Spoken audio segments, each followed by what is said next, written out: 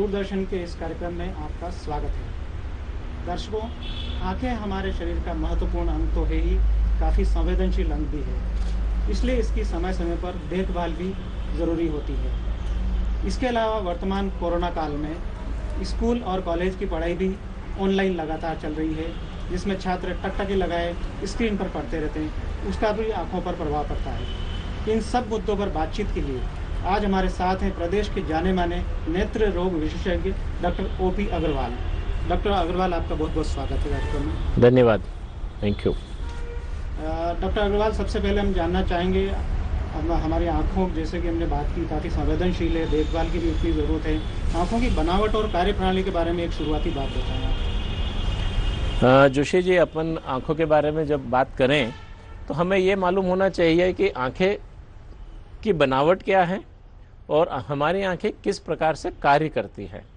यदि हम बनावट की बात करें तो हमारी आंखें एक कैमरा है। जैसे ये कैमरा हमारे फ़ोटो ले रहा है, वीडियो बना रहा है, हमारी आंखें भी इसी प्रकार से कार्य करती है कि जो भी चीज़ें हमें सामने दिख रही हैं उसका फ़ोटो आंखों के पर्दे पर बनता है और वो फ़ोटो ब्रेन के पास चला जाता है। तो आंखें कैसी होती हैं उसके लिए मैं एक आपको छोटा सा थोड़ा शॉर्ट में ही डिटेल बताना चाहूँगा। हमारी आंखें सामने से दो पलकों के द्वारा ढकी हुई होती हैं और ये हमारे जो सिर की हड्डी होती है उसमें दो गोले होते हैं जिनके अंदर स्थित होती है, जिससे कि यह क्षतिग्रस्त नहीं हो।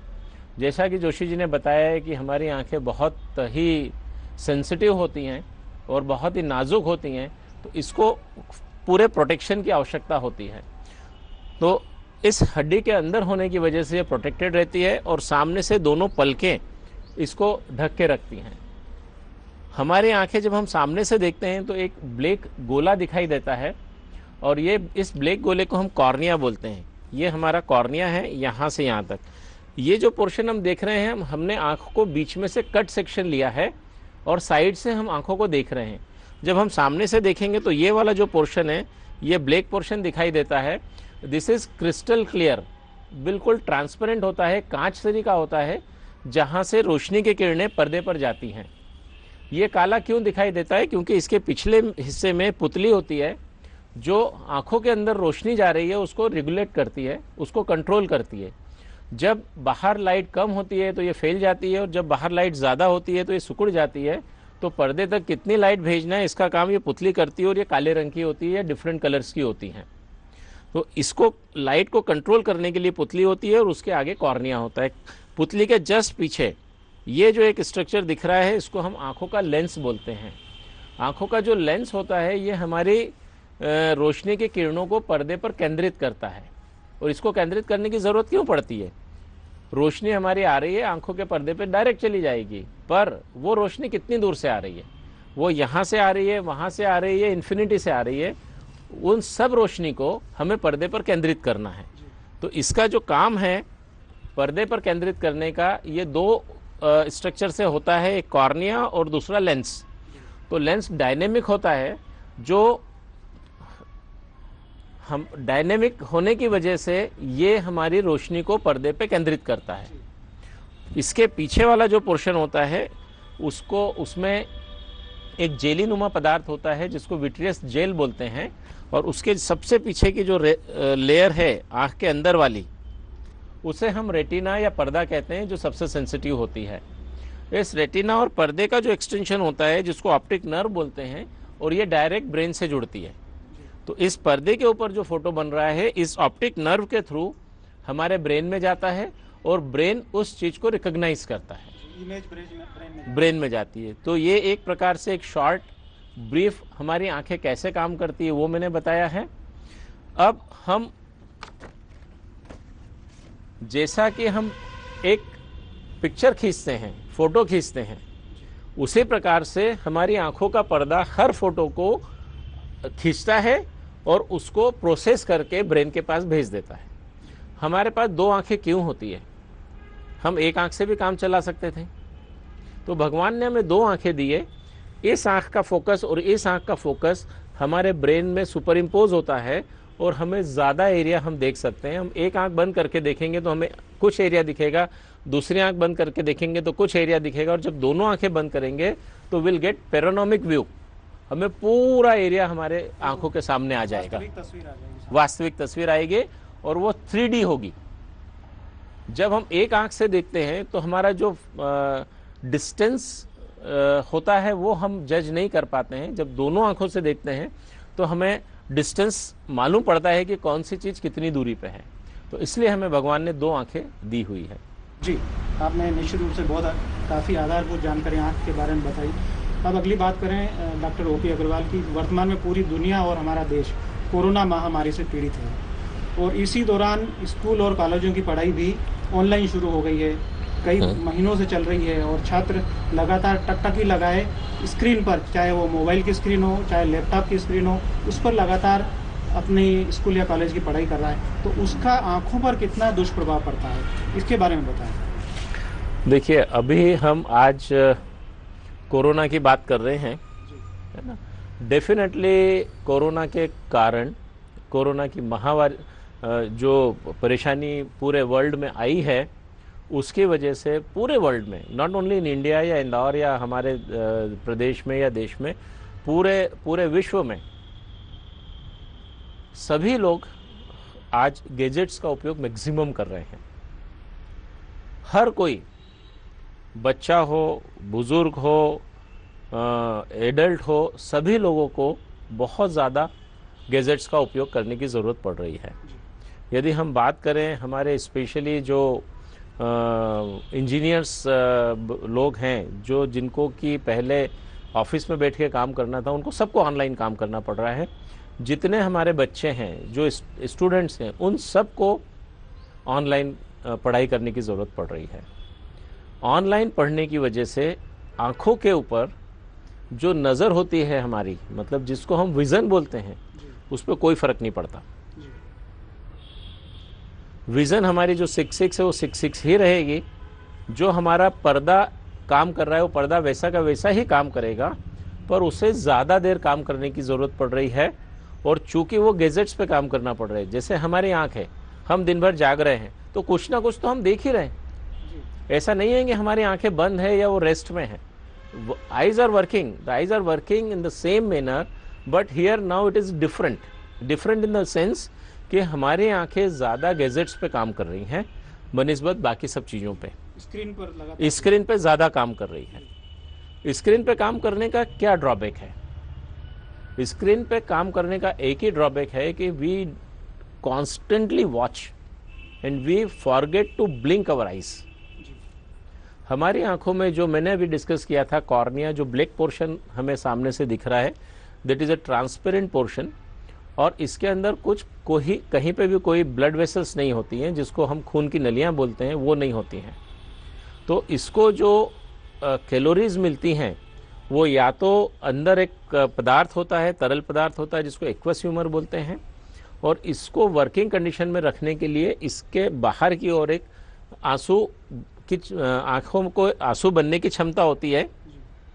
वो आंसू बनते हैं, इसको मॉइस्ट रखते हैं, गीला रखते हैं, इसको क्लीन करते हैं, इसको एंटीबॉडीज से सिक्योर रखते हैं, और फिर वो ऑटोमेटिकली हमारे नाक के रास्ते में चले जाते हैं। यदि हम किसी भी चीज़ को कॉन्स्टेंटली वॉच करेंगे और आंखों को ब्लिंक नहीं करेंगे तो हमारी जो आंसू बनने की क्षमता है, जो आंसू बने हुए वो ड्राई हो जाएंगे, मतलब वो इवोपरेट हो जाएंगे और आंखें ड्राई होने लगेगी। तो पहली समस्या जो सबसे बड़ी अभी आज की तारीख में खड़ी हो गई है बिकॉज ऑफ कोरोना, वो ये है कि हमारे सब बच्चों में ड्राइनेस, या सब स्टूडेंट्स में, या जो कंप्यूटर पे ज़्यादा काम कर रहे हैं उसमें ड्राइनेस की प्रॉब्लम बढ़ती चली जा रही है। कहीं ये तो की भी शिकायत आती है। हाँ, ये तो एक समस्या है जो अभी हमने सबसे पहले डिस्कस करी, ये पहली समस्या है। नज़र में फ़र्क नहीं पड़ रहा है, हमें ड्राइनेस की समस्याएं बढ़ने की संभावना हो गई हैं। दूसरा, हम कभी भी एक ग्लास को भरा हुआ है उसको उठाएंगे और रख देंगे, उसको उठा के 5 मिनट तक पकड़ के रखेंगे और फिर रख देंगे, फिर उसको आधे घंटे तक पकड़ के रखेंगे और फिर रख देंगे, और फिर 1 घंटे तक पकड़ के रखेंगे, हमें समझ में आएगा कि हमारे हाथ ने कितनी मेहनत करी। ठीक, वैसे हम समझें कि हम हमारी आंखों से एक ही लगातार एक काम को करते चले जा रहे हैं, तो हमारी मसल्स पे, जो आंखों की मसल्स हैं, जो बहुत फाइन मसल्स हैं, उनके ऊपर कितना असर आएगा। तो इसको हम एस्थेनोपिया बोलते हैं, या आंखों में थकान बोलते हैं, या आंखें थक जाती है वो बोलते हैं। तो जितना ज़्यादा आंखें थकेंगी उतना ज़्यादा हमें हेडेक होने के चांसेस रहेंगे, हमें कमजोरी महसूस होने के चांसेस रहेंगे, हम चिड़चिड़े होने लगेंगे, हम डिस्टर्ब होने लगेंगे, हमें ये सब परेशानियां चालू होंगी। तो ये सब चीज़ें रिलेटेड है हमारे आँखों के काम करने से। आज मैं आपसे बात कर रहा हूँ, मेरी आंखें आपकी तरफ भी जा रही है, मैं आंखें झपका भी रहा हूँ, मैं आंखें बंद भी कर रहा हूँ, बट जब हम स्क्रीन पे देख रहे हैं तो हम कॉन्स्टेंटली उसकी तरफ देखते रहेंगे और हमारी आंखों में थकान, ड्राइनेस, दर्द, हेडेक, चिड़चिड़ापन, ये सब चालू होगा। तो इनको दूर करने के लिए, चिड़चिड़ा जो भी थकान आती है या मांसपेशियों पर जो दबाव आता है, उसको आंखों को राहत देने के लिए क्या करना चाहिए? बीच में कुछ ब्रेक लेना चाहिए? जी, आपने बहुत अच्छा प्रश्न पूछा है। हम लोग हमारे सभी पेशेंट्स को तो समझाते ही हैं, और हम लोग आपके माध्यम से जो आज कर रहे हैं उसी तरीके से अवेयरनेस भी हम लोग करते हैं। क्योंकि मैं इसी बीच एक चीज़ आपको और बताना चाहूँगा कि जब से ये फेसबुक, व्हाट्सएप और ये सब चीज़ें आई है, मुझे लग रहा है कि वो कोरोना के पहले ही आ चुकी है और वो कोरोना से और ज़्यादा डेंजरस है। आज हम देखेंगे जिन लोगों को पढ़ना लिखना नहीं आता है, जो लेडीज़ जिनको गैजेट्स का उपयोग पहले नहीं करना था, या आज कोरोना के कारण उनको वो गैजेट्स का उपयोग नहीं करना है, फिर भी दिन भर वो मोबाइल पे दिन भर हैं। आप मैक्सिमम टाइम देखिए वो फ्री है ही नहीं। सोशल मीडिया पे उनका इतना काम है कि they are all getting this type of problems. तो सभी लोगों को हम लोग जो समझाते हैं कि जब भी हम लोग सोशल मीडिया पे या इन चीज़ों पे ज़्यादा देर बैठना चाह रहे हैं, either because of our necessity or it is not required, even then we should give rest to our eyes. इसमें एक फार्मूला हम लोग बताते हैं 20-20-20 means every 20 minutes we should take rest for 20 seconds. We have to watch 20 feet away, relax, and then again start working on gadgets or on screen. So this is the best way to relax ourselves, relax our eyes, and make our eyes that it should not be dried up. So this is how we explain. कुछ हम लोग ये भी suggest करते हैं कि जो बच्चे 3 से 5 साल के हैं उनकी क्लासेस 20 से 30 मिनट से ज़्यादा नहीं हो, जो 5 से 15 साल के हैं उनकी क्लासेस 40 मिनट से ज़्यादा ना हो, जो 15 साल से ऊपर हैं उनकी क्लासेस 40 मिनट से ज़्यादा हो सकती है। उनके लिए ज़्यादातर ऐसा कोई बार नहीं होता है, बट फिर भी 1 घंटे में उनको कम से कम एक रेस्ट देना चाहिए। हम उठें, पानी पी लें, थोड़ा सा घूम फिर लें, and then again we should start to give relaxation to our eyes. निश्चित रूप से ऑनलाइन पढ़ाई से जो दबाव बनता है उसको लेकर आपने काफ़ी उपयोगी जानकारी दी। एक और डॉक्टर साहब, चश्मा बाजार में आता है ब्लू रेज, वो कितना सुकूनदायक, वो कितना लाभदायक है? अभी आजकल हम लोग वो एडवर्टाइजमेंट और वो सब देखते हैं। जितने भी चश्मे आजकल बनते हैं वो मैक्सिमम अल्ट्रावायलेट प्रोटेक्शन के ही बनते हैं। There are lot many new things are coming and to some extent they are good, but it is not necessary कि everyone should use blue cut lenses. But they are बहुत ज़्यादा on screen काम है, वो अगर लगा सकते हैं वो उनको लगाना चाहिए। एंटी रिफ्लेक्टिव कोटिंग वाले चश्मे यूज़ करना चाहिए। उससे ज़्यादा बेनिफिशियल है कि हम बीच बीच में रिलैक्स हों, हम बीच बीच में आँखों को रेस्ट दें, और हमारी जो ब्लिंक रेट है उस ब्लिंक रेट को प्रॉपर रखें। Blinking is very important for all screen users. क्या नाक और मुंह को हम मास्क से ढक लेते हैं, लेकिन क्या आंखों के जरिए वायरस प्रवेश कर पाते हैं? और अगर आंखों के जरिए वायरस कोरोना के प्रवेश कर सकते हैं तो उसके बचाव के क्या साधन हैं? बहुत अच्छा क्वेश्चन आपने किया है। आँख, मुंह और नाक, ये तीनों हैं जिससे हम वायरस को स्प्रेड कर सकते हैं और उसी के द्वारा हम वायरस को एक्सेप्ट कर सकते हैं या हमारे शरीर में प्रवेश कर सकता है। कोई भी फ्लूइड जो हमारी बॉडी का है वो किसी और को लगता है या किसी और का हमें लगता है तो हमें कोरोना होने की संभावना रहती है। हमारी आँखों में जो आंसू बनते हैं उसमें भी कोरोना के वायरस होते हैं, हमारी नाक में भी कोरोना के वायरस होते हैं और हमारे लार में, मुंह में भी कोरोना के वायरस होते हैं। तो हम हमारे नाक और मुंह को तो ढक के रखते हैं क्योंकि इससे हम वायरस भेज सकते हैं या इससे हम वायरस ले सकते हैं। हम आँखों को ढक नहीं पाते हैं और उसको ढकना ज़रूरी भी नहीं है क्योंकि उससे डायरेक्ट ऐसा इमिशन नहीं होता है। जैसे कोई छींक रहा है, खांस रहा है, ऐसा नहीं होता है। बट यदि हमारे हाथ में कहीं से कोरोना का वायरस लगा है और हम आँख को रब कर रहे हैं और वो वायरस हमारे आंसू के थ्रू अंदर जाता है या हम डायरेक्ट आँखों को लगा रहे हैं या हमारे स्पर्श कर रहे हैं तो वायरस जाने की संभावना रहती है। तो हमें जो बताया गया है, नाक को ढकना है, मुंह को ढकना है और हमारे हैंड्स को रेगुलरली क्लीन करना है। तो जब भी हम हमारे चेहरे को हाथ लगा रहे हैं तो हमें हमारा हाथ साफ करके ही चेहरे को लगाना है। बचपन से लेकर बुजुर्ग होने तक या बच्चे के जन्म से लेकर बुजुर्ग होने तक कौन कौन सी बीमारियां हैं, उसका सिलसिलेवार आप बताएं। जी आँखों में बहुत सारी बीमारियां होती हैं। आँख हमें देखने को बहुत छोटा ऑर्गन दिखता है, हमारी बॉडी का बहुत छोटा दिखता है, बट ये सबसे सेंसिटिव ऑर्गन है हमारी बॉडी का और इसमें विभिन्न तरह की बीमारियां होती है। जैसे ही बच्चा पैदा होता है, ठीक है, बच्चे में जन्मजात कुछ बीमारियां आँखों की होती है। जैसे पैदाइशी मोतियाबिंद होता है, पैदाइशी कांचबिंद होता है, पैदाइशी जिसको नेज़ोलेक्राइमल डक्ट ऑब्स्ट्रक्शन बोलते हैं या नासूर बोलते हैं, पैदाइशी नासूर होता है जिसमें बच्चे को आँख से आंसू आते रहते हैं। मैं पैदाइशी मोतियाबिंद या पैदाइशी कांचबिंद के बारे में ज़्यादा डिस्कस नहीं करना चाहूँगा, एक बड़ा सब्जेक्ट है और वो बहुत कम बच्चों में होता है। पर 3 से 5% बच्चों में आँखों से एक या दूसरी आँखों से पानी आता रहता है। तो ये क्यों आता है? भगवान ने हमारी आँखों में एक ऐसा सिस्टम बनाया हुआ है, जैसे हमारी टंकी में से पानी नहीं आया, हमारे घर में पानी आया, हमने उसका उपयोग किया और वो ड्रेनेज में चला गया। वैसे का वैसा हमारी ग्रंथियाँ होती है जो आंसू बनाती हैं, वो आंसू हमारी आंखों में जो काम करना है वो करता है। उसके बाद हमारी आंखों के इस कॉर्नर पे ऊपर की और नीचे की पलक में 2 बारीक छेद होते हैं। उस छेद में से कुछ नली जाके पानी की थैली में जुड़ती है और वो पानी की थैली हमारी नाक में खुलती है। यदि वो पानी की थैली बंद है, एक आँख की या दोनों आँखों की, तो बच्चे को आँख से पानी आता है, गीजड़ आता है और आँख चिपकने लग जाती है।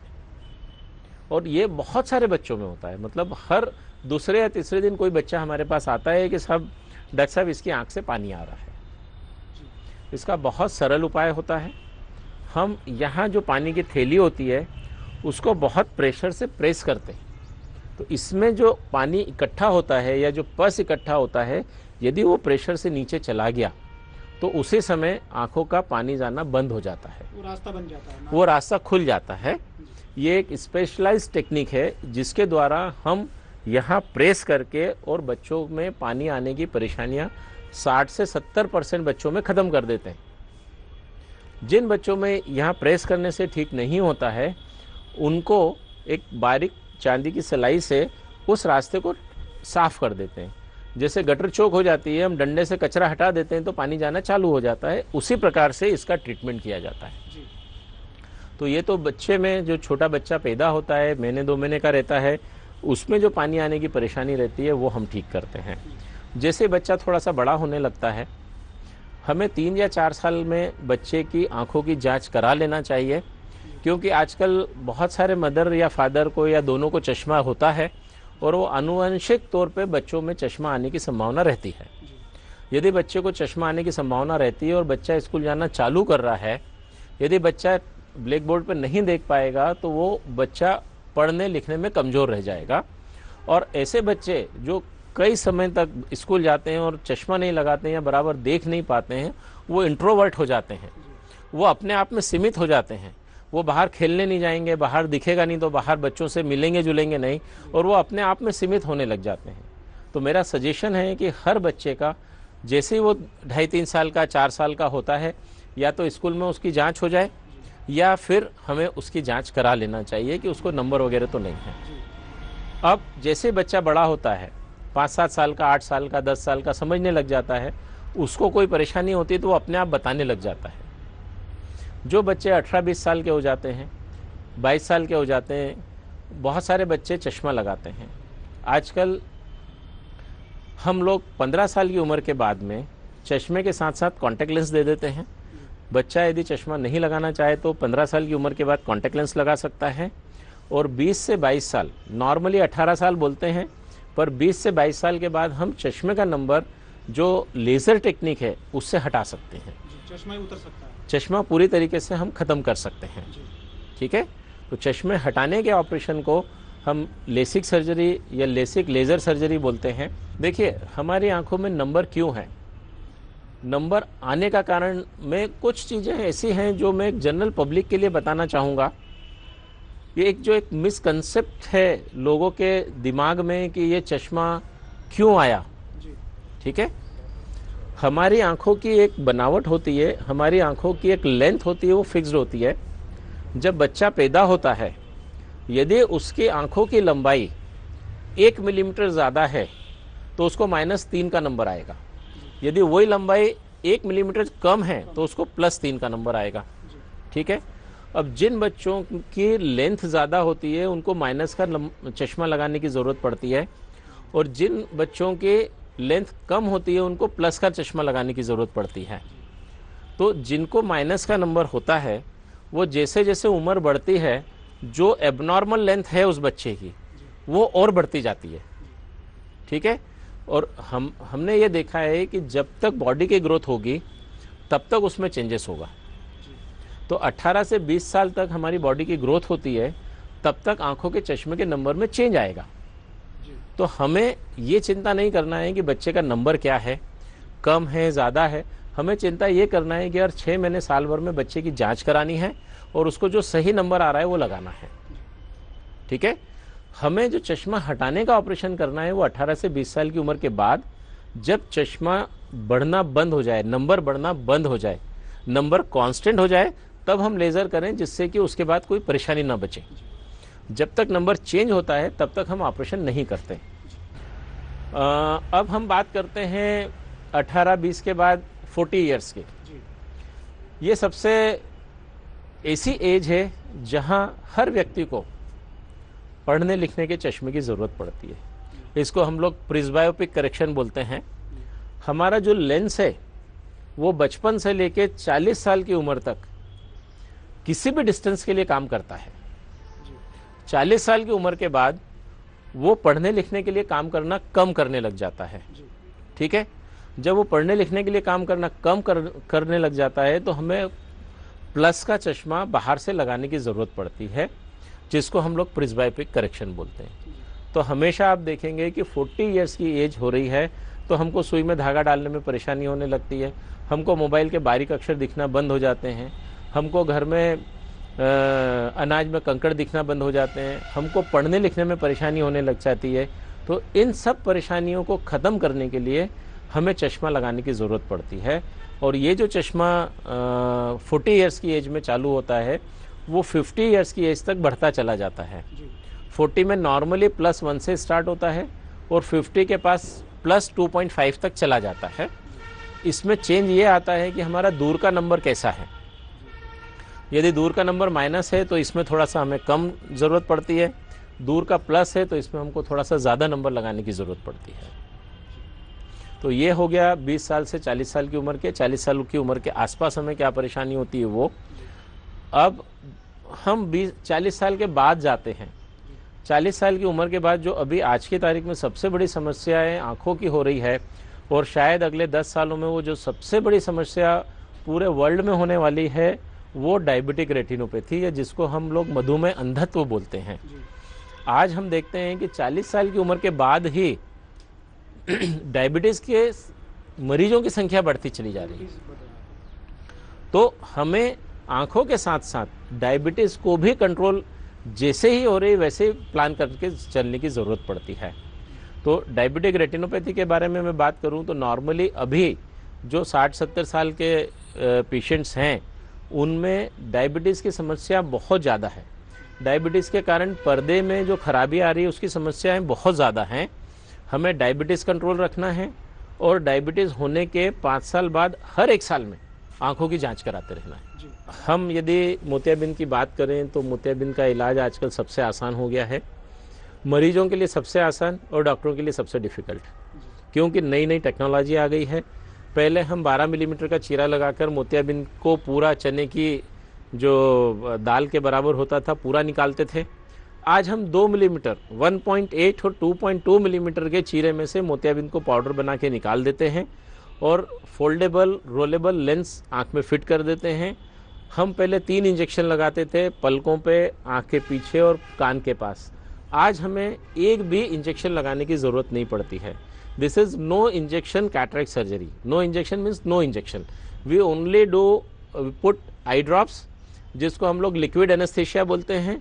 बूंद की दवाई डालते हैं, मोतियाबिंद का ऑपरेशन करते हैं, लेंस लगाते हैं, काला चश्मा या सफ़ेद चश्मा देके पेशेंट को छुट्टी कर देते हैं। पेशेंट ऑपरेशन के बाद उसी समय देखते हुए घर चला जाता है। ये ऑपरेशन जैसे बीटिंग हार्ट सर्जरी होती थी कि हार्ट बीट कर रहा है और हम सर्जरी करते हैं, वैसे ही इसको मूविंग आई सर्जरी बोलते हैं। हमारी आँख काम करती रहती है, मूव करती रहती है, पूरा उसको सुन्न करने की ज़रूरत नहीं पड़ती है, सिर्फ बूंद की दवाई डाल के सुन्न करते हैं और हम ऑपरेशन कर देते हैं। आजकल लेज़र टेक्नोलॉजी आ गई है जिसको फेम्टो लेज़र कैटरेक्ट सर्जरी बोलते हैं, जिसमें किसी भी ब्लेड का उपयोग नहीं करना पड़ता है। This is bladeless laser cataract surgery, जिसमें सारा काम, जैसे आँख के अंदर इंसिजन लगाना है जो 2 मिलीमीटर का इंसिजन होता है, मोतियाबिंद को सर्कुलर कट करना है, मोतियाबिंद को अंदर पाउडर बनाना है और मोतियाबिंद के अंदर जो तिरछा नंबर है कॉर्निया पे वो हटाना है। ये सारा काम लेज़र कर देता है और this is the safest and best technology available nowadays. Doctor साहब, चर्चा के अंत में एक सवाल है कि आपने काफ़ी उपयोगी जानकारी दी, हालांकि लेकिन जो स्वस्थ है, जिसकी आंखें को कोई समस्या नहीं, वो किस प्रकार देखभाल करें, अत्यंत संक्षेप में आप बता दें। जी, हम यदि बात करें तो हमें हमारी आँखों को बहुत संभाल के और सुरक्षित रखने की ज़रूरत रहती है। सबसे पहला होता है कि हम हमारी आँखों का रेगुलर चेकअप कराएं। ठीक है, मैंने समय के अनुसार भी बता दिया कि किस तरीके से चेकअप कराना चाहिए, बच्चों को क्यों कराना चाहिए, वो सब हमें जो भी बीमारी है उसके बारे में मालूम पड़ जाता है, तो पहली चीज़। दूसरा, हमें हमारे खान पान पे ध्यान रखने की ज़रूरत पड़ती है। हमें हमारे पढ़ने लिखने का समय, जैसे अभी अपन ने गैजेट्स की बात करी, उसमें किस तरीके से हमको ब्रेक लेना वो करना चाहिए। हमारी आँखों का कोई सिंपल मसल्स एक्सरसाइजेस हैं वो हम कर सकते हैं। इन सब चीज़ों का हमें ध्यान रखने की ज़रूरत रहती है।